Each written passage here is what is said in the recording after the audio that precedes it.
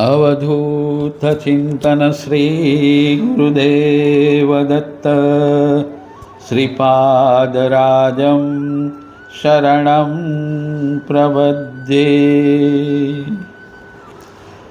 जहाँ पे देखो वहाँ पे साहिब वो नंगा चंगा छिपा रहा है। जहाँ पे देखो वहाँ पे साहिब वो नंगा चंगा छिपा रहा है। न किसने उसको नजर से देखा, न किसने उसका किया है लेखा। हृदय का पर्दा उठा जो नेका, मैदान में वो खड़ा रहा है। जहाँ पे देखो वहाँ पे साहिब वो नंगा चंगा छिपा रहा है। न नाम उसका न रूप उसका, सभी उसी के न वो किसी का। अनंत रूपी वो रूप एका, बेरूप रंगा समा रहा है। जहाँ पे देखो वहाँ पे साहिब वो नंगा चंगा छिपा रहा है। जहाँ पे देखो वहाँ पे साहिब वो नंगा चंगा छिपा रहा है। एक वखत પૂજ્ય રંગઅવધૂત મહારાજ લીમડા નીચે બેઠા હતા, ત્યારે એક ભાઈએ તેઓને પ્રશ્ન પૂછ્યો, પરમાત્મા સર્વત્ર છે, આપનામાં છે તે જ મારામાં છે, છતાં આપને લોકો પૂજે છે, જ્યારે મને કોઈ પૂછતું જ નથી, આવું કેમ? પૂજ્યશ્રીએ દૂર કોતરમાં ચરતા એક પ્રાણી તરફ અંગુલી નિર્દેશ કરી પૂછ્યું, પેલું શું છે? તે ભક્તે કહ્યું, તે ગધેડું છે. પૂજ્ય બાપજીએ કહ્યું, તમને એ ગધેડું લાગે છે, મને એ ઈશ્વર સ્વરૂપ લાગે છે. મન અનેક સંકલ્પોની માળા જેવું છે. સંત કે દેવને પ્રણામ કરતી વખતે નમન કરવું એટલે કે તમારું મન ન રહે, સંકલ્પો ન રહે તેમ કરવું જોઈએ. પરંતુ આપણે તો પગે લાગતી વખતે અનેક સંકલ્પો સેવતા હોઈએ છીએ. જેમ માટીના થરને કારણે તેની નીચે ધરબાયેલા પાણીનો વિપુલ જથ્થો આપણને દેખાતો નથી, તે જ પ્રમાણે અનેક જન્મોના સંસ્કારોના થરને કારણે આપણને સત્ય દર્શન થતું નથી. જેમ માટીના થર દૂર કરીએ તો જ આપણને પાણી પ્રાપ્ત થાય છે, તેમ મનમાં જામેલા સંસ્કારોના થર દૂર કરીએ તો જ આપણને પાણીરૂપ આત્માના દર્શન થાય છે. લોકોને જ્યાં એ પાણી દેખાય ત્યાં તે પીવા દોડે અને જ્યાં માટીના ઢેફા દેખાય તે તરફ નજર પણ ન કરે. જ્યાં એ પાણીનો પ્રવાહ હોય છે ત્યાં તીર્થ પ્રગટે છે. લોકો એ તીર્થને પૂજે છે. સર્વ સિદ્ધિઓના સ્વામી, દીન દુખિયાના હામી અને વિદ્યા ભાસ્કરોમાં જ્ઞાની ગણાતા પૂજ્ય રંગઅવધૂત મહારાજનો અત્યંત સરળ સ્વભાવ તેમનું આગવું ઘરેણું હતું. તેઓ અત્યંત સરળતાથી કોઈની પણ સાથે ભળી જતા. જ્ઞાનીઓ તેમના જ્ઞાનની ચકાસણી કરવા આવે તો મૂળ બની જતા. જ્ઞાન પીપાસુઓની પૂજ્યશ્રી જ્ઞાન સરિતામાં તરબોળ કરી દેતા. અમીરાઈના મદમાં મહાલતા માધાનતાઓને તેઓ અવગણતા. જ્યારે ભોળા ગરીબ અજ્ઞાની પણ સરળ હૃદયના ગ્રામીણને પ્રેમથી નવડાવી દેતા. તેઓ દરેક ભક્તનો ભાવ જોઈ સંતોષ આપતા. સંવત 2017ની ગુરુ પૂર્ણિમા વડોદરા મુકામે ખૂબ ધામધૂમથી ઉજવાઈ. શ્રી ગુરુ લીલામૃતના પારાયણો થયા. શ્રી ગુરુ લીલામૃતના કથાનું આયોજન પણ થયું. પૂજ્યશ્રીનો મુકામ નટવરલાલ શેઠના સત્યનારાયણ બંગલામાં હતો. તે જ અરસામાં ગુરુ ગોલવલકર વડોદરામાં આવવાનું થયું. તેમને ખબર પડી કે પૂજ્ય રંગવદૂત મહારાજ હાલ વડોદરામાં બિરાજમાન છે, એટલે તેમને પૂજ્ય બાપજીને મળવાની ઈચ્છા થઈ. ગોલવકરજીએ એક માણસ મોકલી સમય નક્કી કર્યો. ગુરુ ગોલવકરજી પધારે તે પહેલાં પૂજ્યશ્રીએ હાર અને દૂધની વ્યવસ્થા કરી રાખી.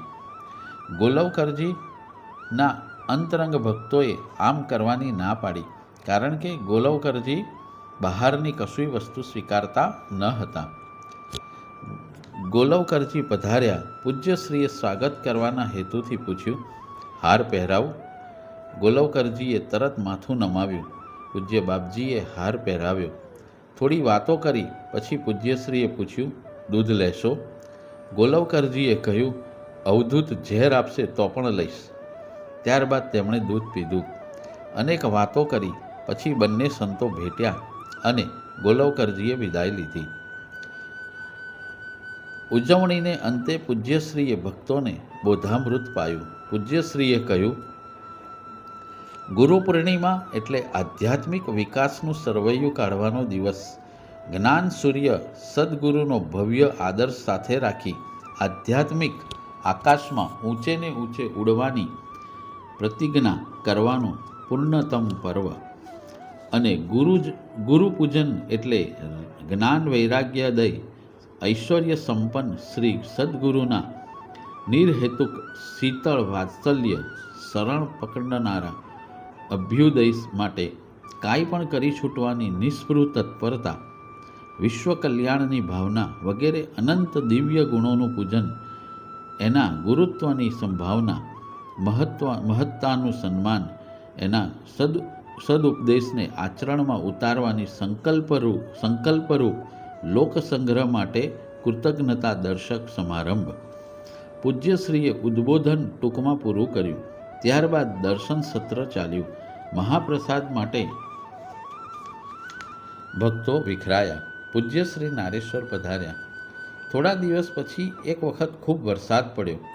ચારે બાજુ જળબંબાકાર થઈ ગયો. રેવાના ઉપરવાસમાં અતિશય વરસાદ પડ્યો. તેને કારણે તેમાં પૂર આવ્યું. છેલ્લા કેટલાય વર્ષોમાં ના જોયું હોય તેવું પૂર આવ્યું. પૂરના પાણી એક પછી એક એમ ઓવારાના પગથિયા ચડવા લાગ્યા. એમ કરતાં પાણી સ્થાનમાં પ્રવેશવા લાગ્યું. ભક્તોનો ગભરાટ વધી ગયો. જ્યારે ખૂબ કટોકટીની પળ હોય ત્યારે પૂજ્યશ્રીની વિનોદ વૃત્તિ ખીલી ઉઠે. બીજા બધાના મુખ પર ભયની લકીરો ખેંચાવા લાગી. આ સમયે પૂજ્યશ્રી હસતા હસતા વિનોદ કરતાં કરતાં બોલ્યા, જો માં નર્મદા મને અહીં આવીને નવડાવી જાય તો ભાલોદ કોરલની ચોર્યાસ્ત જમાડો. એટલું કહી પૂજ્યશ્રી ખૂબ હસ્યા, કારણ કે પૂજ્યશ્રી જાણતા હતા કે નારેશ્વર જેવા ઊંચા વિસ્તારમાં પાણી ભરાઈ જાય તો નીચાણમાં રહેલા ભાલોદ કોરલનો એકે બ્રાહ્મણ જમવા માટે જીવતો ના રહે. જ્યારે રેવાના અગાધ જળ સ્થાનમાં છેક પહેલાં ઢાળ સુધી આવી ગયા એટલે પૂજ્યશ્રી રેવાના દર્શન કરવા ઊભા થયા અને તેમણે રેવા તરફ ડગ માંડ્યા.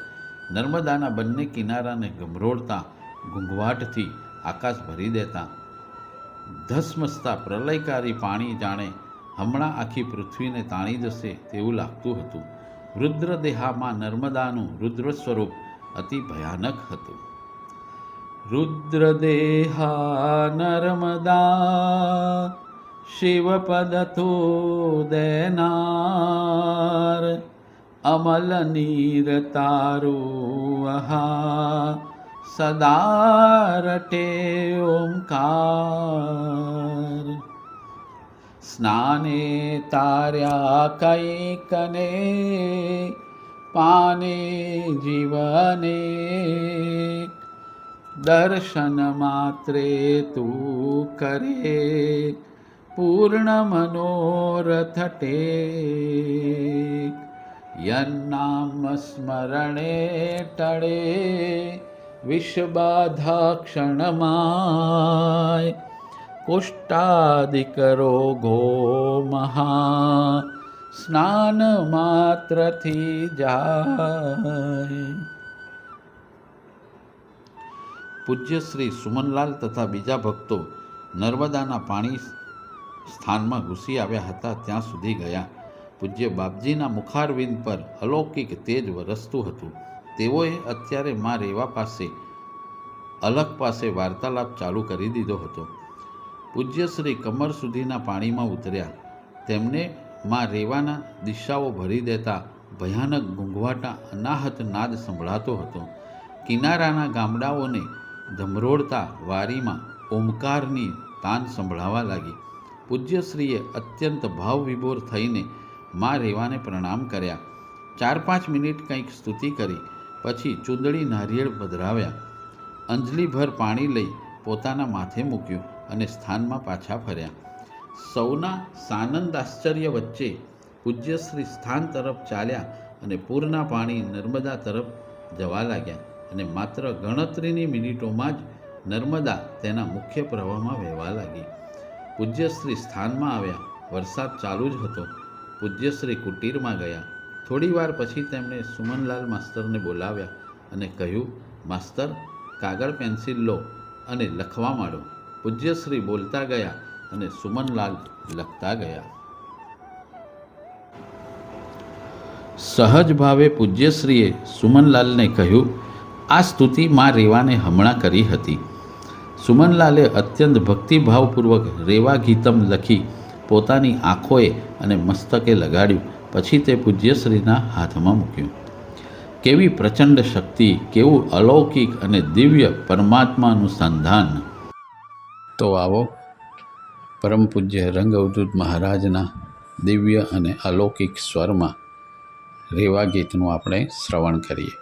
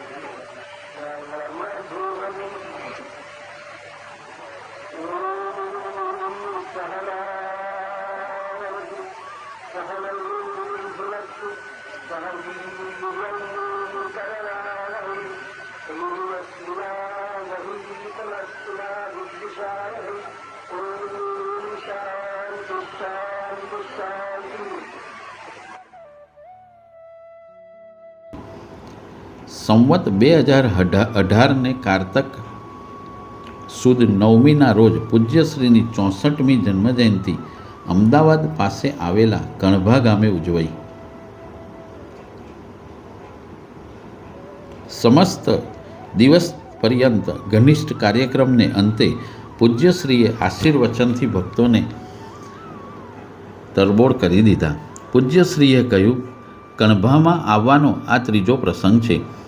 મા સરખા, ગંગા સ્વરૂપ ઈચ્છાબા અને ગામ લોકોના નિરપેક્ષ વિશુદ્ધ પ્રેમ અને ઉત્સાહનો હું શું જવાબ આપું? એ પરમપિતા આપણા ઉભયનું રક્ષણ કરે, આપણે ઐશ્વર્યને વરીએ અને વિવિધ સુખોપભોગ ભોગવીએ. આપણે બંને શક્તિમાન બનીએ, બંને બળની ઉપાસના કરીએ, સાત્વિક તાકાત મેળવીએ. આપણા ઉભયનું ભણતર તેજસ્વી હો, તેમાંથી એકબીજામાં પરસ્પર દેવત્વની ભાવના પ્રગટે, એકબીજા માટે આદર અને સહાનુભૂતિની જ્યોત જાગે, અને તો જ મનુષ્યમાં સાચી માનવતા જાગે. મનુષ્ય માટે મરી પડે તે અંગત સ્વાર્થ બાજુએ મૂકી પરમાર્થમાં પગલાં માંડે, સ્વ ભૂલીને સર્વમાં સમાઈ જાય અને વિશ્વમાં શાંતિ અને સમૃદ્ધિનું સામ્રાજ્ય પથરાઈ જાય. આપણે કદીએ એકબીજાનો દ્વેષ ન કરીએ. હુંમાં તું ને તુંમાં હું નિહાળી, સર્વત્ર હું તું મારું તારુંથી પર એક અખંડ અવિનાશી પરમ તત્વના દર્શન કરી બધે એક અભંગ આધ્યાત્મિક એકતા અનુભવી જગતમાંથી વેરઝેર, દુઃખ, દારિદ્ર્ય, જૂથ, અથડામણને દેશવટો આપી સુખ, શાંતિ ને આનંદના મંડાણ કરીએ. આવા માંગલિક પ્રસંગે આ વૈદિક પંચશીલથી બીજા શાના ગાન ગાવું, બીજું શું બોલું? ત્યારબાદ પૂજ્યશ્રીએ એક કાવ્ય ગાયું. રોજ એનો એ જ લુખો બકવાદ, એનો એ વાંગવિલાસ ને એનો એ જ શ્રવણવિલાસ. બોલનારાથી બોલ્યા વગર ન રહેવાય ને બોલ્યાનું વ્યસન, અને સાંભળનારાને સાંભળવાની ચળ એટલે કે સાંભળવાનું વ્યસન. ચળથી ચળ વધે અને તેનું સમાધાન ક્યાંય ન મળે. કથા સુણી ફૂટ્યા કાન, તોય ન આવ્યું બ્રહ્મજ્ઞાન. જેવી ઉપાસાત્મક સ્થિતિ થાય તે શાંતિ ક્ષિતિજની માફક આઘીને આઘી જ જાય છે. એક કાને સાંભળ્યું અને બીજેથી કાઢી નાખ્યું, આમ ક્યાં સુધી? એક શબ્દ સમ્યગધિત સમ્યક પ્રયુક્ત સ્વર્ગે લોકે કામયુગ ભવતી. એક જ શબ્દ સારી રીતે આત્મસાત કરવામાં આવે તો તે યોગ્ય રીતે આચરણમાં ઉતારાય તો સ્વર્ગલોકમાં પણ કામધેનું ઈચ્છિત ફળ આપે તો મૃત્યુલોકમાં શું ન થાય? થોડું પણ સારું સાંભળો, પણ વિચારો વધારે ને વિવેકની ચારણીથી ચાળી એ ચારણમાં ઉતારો. ભગવાન યાજ્ઞવલ્ક કહે છે, જ્ઞાનમ ભારઃ ક્રિયામ વિના, આચરણમાં નહીં ઉતારેલું જ્ઞાન ભારરૂપ છે. દાટેલા ધન જેવું છે, કેવળ મગજને અકળામણરૂપ છે. જમીનમાંથી કાઢી ઉપયોગમાં ન લેવાય તો એ ધન શા કામનું? કહેવા માટેનું ધન ષઢના શણગાર જેવું છે, બકરીના ગળાના આંચળ જેવું છે. કોઠીમાંથી ધાન બહાર નીકળી પેટમાં ન આવે તો એ શા કામનું? કોઠીમાં રહ્યું સડી જાય, ઘરમાંય ઈયળો ઉભરાય. ધન કે ધાન્ય સંગ્રહની માફક શ્રુતિ સંગ્રહ પણ નિરર્થક છે. માટે સારું હોય તો પણ માત્ર શ્રવણ ભૂખ્યા પોષવી કોઈ રીતે ઉન્નતિકારક નથી.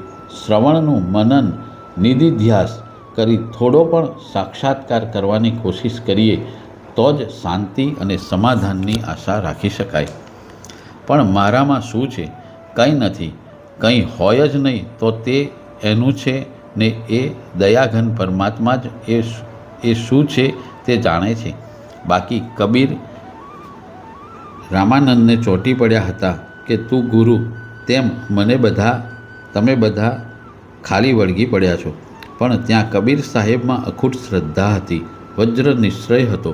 તે રામાનંદ સ્વામી શક્તિનો અખૂટ ભંડાર પ્રભાવનો અનંત સાગર હતા. તમારી શ્રદ્ધા તમે જાણો, પરમેશ્વર જાણે, પણ અહીં તો શક્તિમાં શૂન્ય છે. અને તેથી જ તો કેટલાક લોકો અવધૂતના નામ પાછળ પૂજ્યશ્રી લખે છે. પૂજ્ય એટલે મરાઠી ભાષામાં મીંડું, શૂન્ય, અને શ્રી એટલે પ્રભાવ, શક્તિ, ઐશ્વર્ય. એવા પૂજ્યશ્રી શૂન્યોશ્ચર્ય, નિષ્પ્રભાવ, સર્વ રીતે ખાલીખમ અવધૂતની પાછળ તમે લોકો કેમ પડ્યા છો? અવધૂત બીજાને માટે તો ઠીક, પણ પોતાને માટે પણ ઉકેલ્યો કોયડો જ છે. અવધૂતે કોક ઠેકાણે લખી પણ દીધું છે, મૂર્ખોહમ મૂર્ખ રાજોહમ મૂર્ખાણામ ચ શિરોમણિ જ્ઞાત્યાપ્યેત્વમ ભજત્વે મામ તેપી મૂર્ખા ન સંશય. અવધૂતની આવી સ્વમૂર્ખત્વની સ્વયં કબૂલાત છતાંય મૂર્ખમાં ખપાવીને પણ લોકો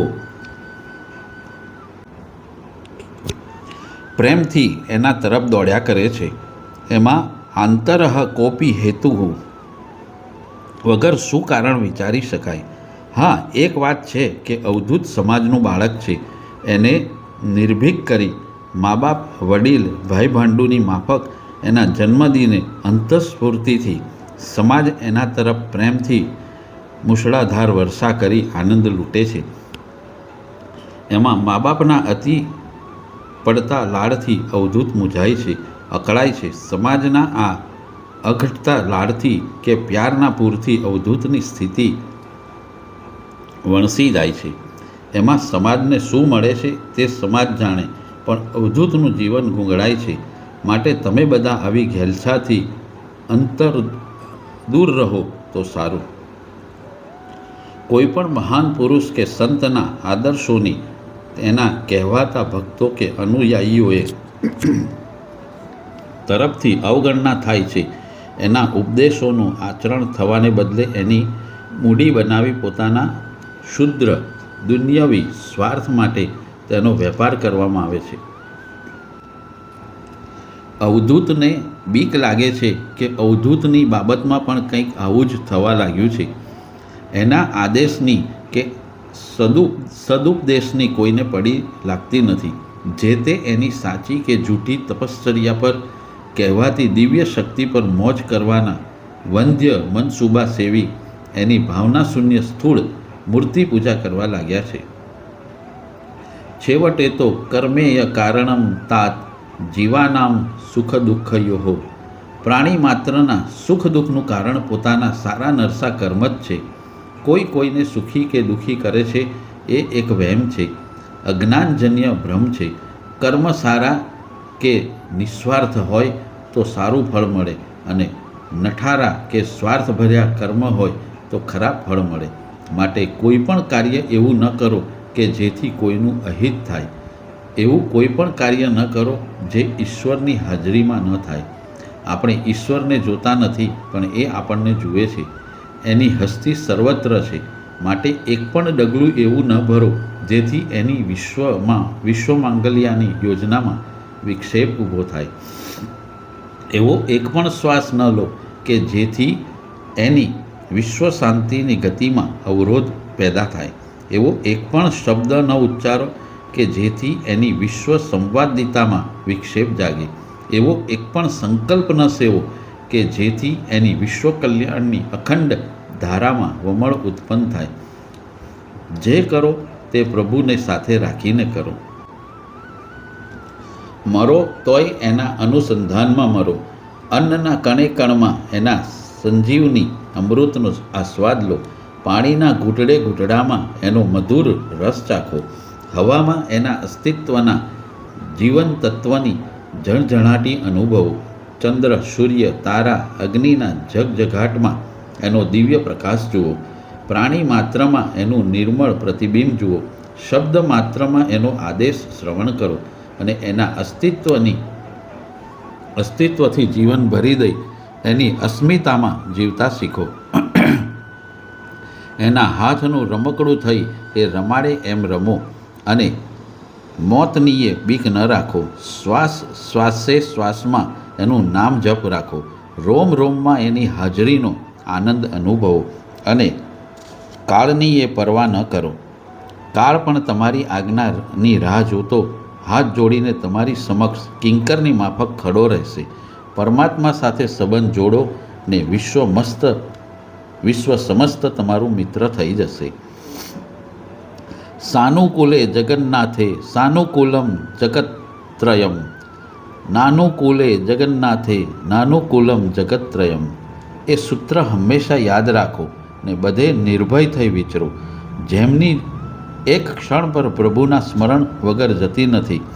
પ્રભુ પ્રેમ, પ્રભુ ભક્તિ, પ્રભુ સ્મરણ એ જ જેનું જીવન છે તે સર્વત્ર નિર્ભય છે અને કોઈથી ભય નથી પામતો. હરદમ પ્રભુના નામનું સંકીર્તન એ જ એનો સાચો ખોરાક છે. તેને યમ પણ ડરાવી શકતો નથી. ભૂતકાળ તમારા હાથમાંથી સરકી ગયો છે, એને ભૂલી જાઓ. ભવિષ્ય તમારી હાથમાં નથી, એ તમે જાણતા નથી. એની ભીષણ કલ્પનાઓથી કાપવાનું મૂકી દો ને નક્કર વર્તમાનનો બને તેટલો સારો ઉપયોગ કરી આનંદમાં મસ્ત રહો. હરદમ પ્રભુની યાદમાં રહો. અખંડ સુખનો, શાંતિનો, આનંદનો એકમેવ રાજમાર્ગ છે. વધુ શું કહું? ઓમ શાંતિ શાંતિ શાંતિ. દર્શન સત્ર ચાલ્યું. એ દરમિયાન કલાકે રહ્યું. લોકોએ મહાપ્રસાદ લેવા ગયા. પૂજ્યશ્રી મુકામ પર ગયા. રાત્રે ભજન ધૂન મોડા સુધી ચાલી. બીજે દિવસે પૂજ્યશ્રી વિદાય લેવાના હતા. શોભાયાત્રા માટે શણગારેલી બગી હાજર હતી. પૂજ્યશ્રીની સેવામાં અમદાવાદના દેવ સાહેબ હતા. પૂજ્યશ્રીની આજ્ઞાથી તેમણે પૂજ્યશ્રીને પટ્ટો પહેરાવ્યો. શોભાયાત્રા ડૉક્ટર વાણીને ત્યાં જનાર હતી. ડૉક્ટર વાણીએ તૈયાર કરેલ પ્રવાસ યાદીમાં દેવ સાહેબને ત્યાં જવાનો કાર્યક્રમ ન હતો. દેવ સાહેબને એક સમયે આપેલા વચનના અનુસંધાનમાં પૂજ્યશ્રીએ દેવ સાહેબને ત્યાં જવાનું નક્કી કર્યું અને તે માટે દેવ સાહેબને તેમને ઘેર તૈયારી કરવા મોકલી દીધા. આ વાતથી ડૉક્ટર વાણી અજાણ હતા. શોભાયાત્રા મીઠાખડી ડૉક્ટર વાણીને ત્યાં જનાર હતી. રસ્તામાં પૂજ્યશ્રીએ બગી દેવ સાહેબના ભદ્રના ઘર તરફ લેવડાવી અને તેમને ઘેર પધરામણી કરી. ત્યાર પછી તેઓ ડૉક્ટર વાણીને ઘેર પધાર્યા. ડૉક્ટર વાણીને ત્યાં પૂજન અર્ચન ભિક્ષા વગેરે થયું. અવધૂત ચિંતન શ્રી ગુરુદેવ દત્ત શ્રીપાદરાજમ શરણમ પ્રબધ્યે. ગુરુદેવ દત્ત ગુરુદેવ દત્ત ગુરુદેવ દત્ત ગુરુદેવ દત્ત ગુરુદેવ દત્ત ગુરુદેવ દત્ત ગુરુદેવ દત્ત ગુરુદેવ દત્ત ગુરુદેવ દત્ત ગુરુદેવ દત્ત ગુરુદેવ દત્ત ગુરુદેવ. તાલી પાડો તાલી. ગુરુદેવ દત્ત ગુરુદેવ દત્ત ગુરુદેવ દત્ત ગુરુદેવ દત્ત ગુરુદેવ દત્ત ગુરુદેવ દત્ત ગુરુદેવ દત્ત ગુરુદેવ દત્ત ગુરુદેવ